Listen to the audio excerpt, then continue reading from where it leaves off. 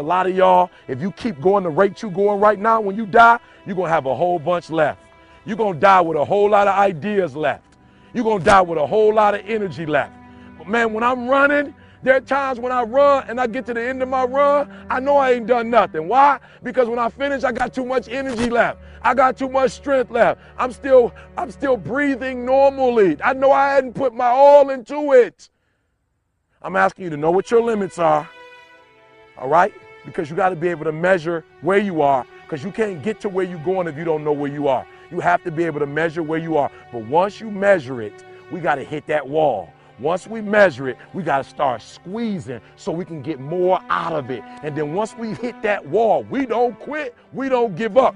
We push a switch called will, and we start using our willpower. We go into will. Yes, we tired. Yes, we're hungry. Yes, the mind is saying give up. Yes, it's saying quit. But we cannot quit because we realize we have not reached the goal yet. This is not the goal. This is not what I dreamed about. This is not what I said I was going to do. This is what I talked about. This is not what it looks like. I got to squeeze. And then once we get past that place, once we get past that 30 minutes, or that 35, or that 40, or that 45, or that 50, and once we get into that hour with our will, we become comfortable with being uncomfortable. We no longer thrive to be in the comfort zone. We no longer place ourselves in positions that make us feel good. We no longer put ourselves in positions that make us comfortable, that gives us that warm, fuzzy feeling. Because listen here, boo, some of what you want, some of what you're trying to get ain't in the comfort zone. And so if what you want is not in the comfort zone, you got to come out of the comfort zone to get what you want. What are you going to do with the time you have left? I say that if you don't reposition yourself, you could miss the best time in your life, in this season of life. Because we have got to change the way we think. We have got to change the way we function. We have got to change the way we deal with issues.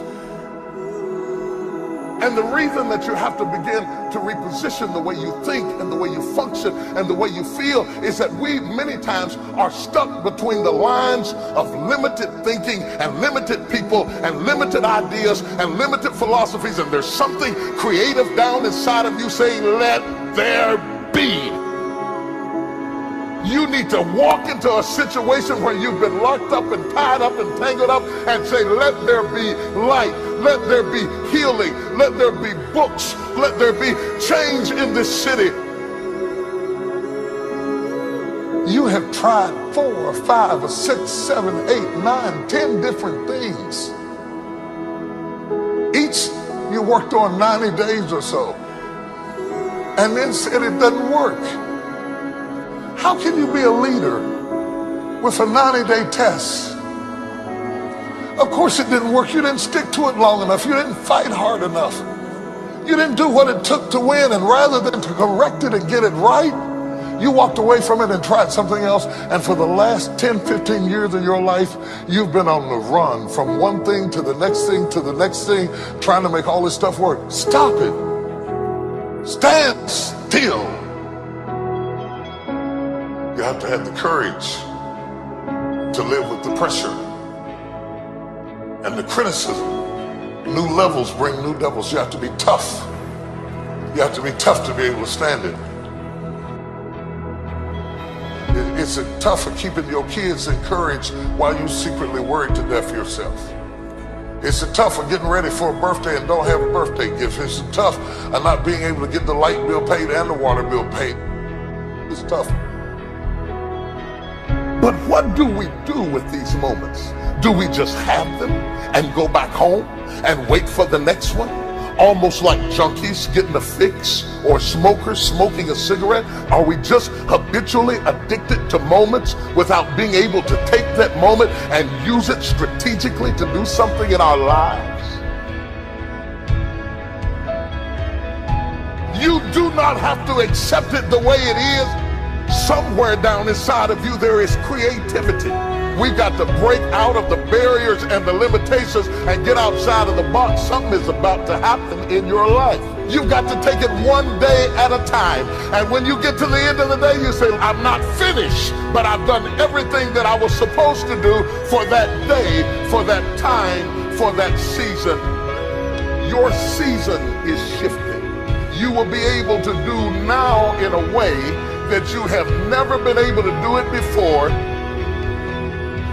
You haven't sung your best song. You haven't preached your best sermon yet. You haven't thought your greatest thought. You haven't written down your greatest idea. You haven't dreamed your best dream. Baby, you haven't laughed your best laugh. You haven't had your greatest day yet. It's somewhere inside of you. You're a miracle looking for a place to happen. You have got all kinds of things locked up inside of you that are about to come forth for such a time as this. The time is right. The stage is set. The conditions are in order. And something awesome is about to happen in your life. Don't let anybody tell you you're too young. Don't let anybody tell you you're too old. Don't let anybody tell you you're fitting. Every day you wake up in the morning, it's a sign the best is yet to come. This is my moment, and I am determined to live it. The mind is the battleground. The fight is in your mind. Are you ready for the next level?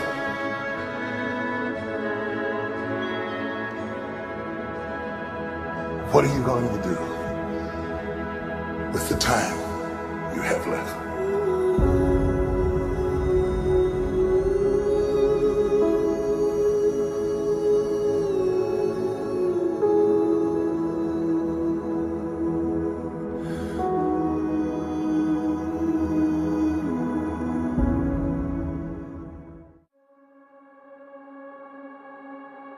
If you live very long at all of your youthful idealism gives way to the harsh realities of life itself.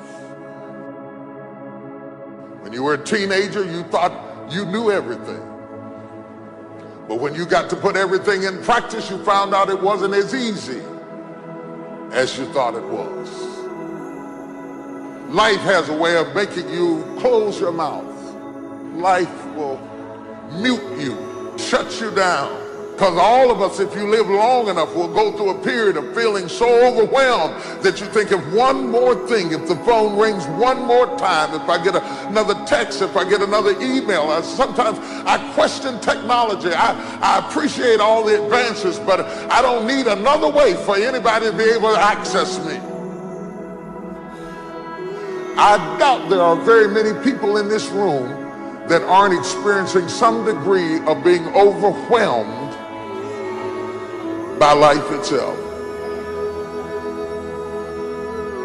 There are moments in your life that you feel overwhelmed by life, by people, by your own issues, by your own circumstances, by demands, by struggles, and yes, by temptations. It's not long before you feel overwhelmed. What is hiding in you that you have not seen? What strength are you underutilizing that you're letting that weak thing whip you like that?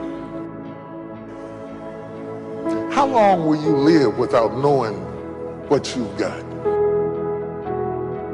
If you know who you are, then you know who you are not. If you don't know who you are, somebody can ascribe any identity onto you and you will morph into whatever they want you to be. And that's what has happened with a whole lot of us. Some of us have been 10 or 12 different people depending upon who we were with. Because we don't know who we are, we become whoever they want us to be. And then when they leave us, we are confused because we have no real understanding. We like to think that life comes to us in courses, but it does not. In reality, sometimes you got 10 issues and they all hit you in the same weekend.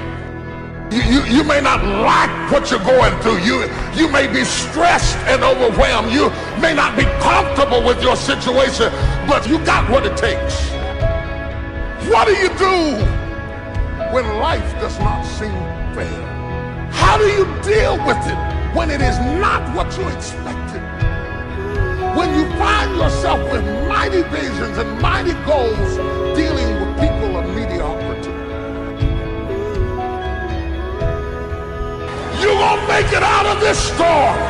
You will survive this attack. You will get through this stage in your life. I know I'm made of some good stuff. I can tell by the burdens I bear and the load I carry and the stuff I endure. I shock myself at what I'm able to take. It's not just that I shock my enemies, I shock myself. They said I was going to die, and I believed it. But through hell and high water, I'm still here. You don't know what you've got until all hell breaks loose. You don't know what you can take until the pressure is applied to your life. You don't know what you can endure until people stab you in the back and walk away from you. You don't know how much courage you have until you've been under fire and under struggle and under tribulation. You can't learn what's in you sitting back in a lazy boy chair hitting the remote control watching HBO and Cinemax.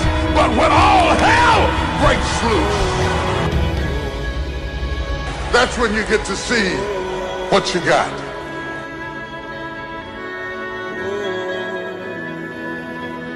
Experience kills off the weaknesses. Your childishness begins to die. Your fear begins to leave. Because what you're going through does not intimidate me, it intimidates you.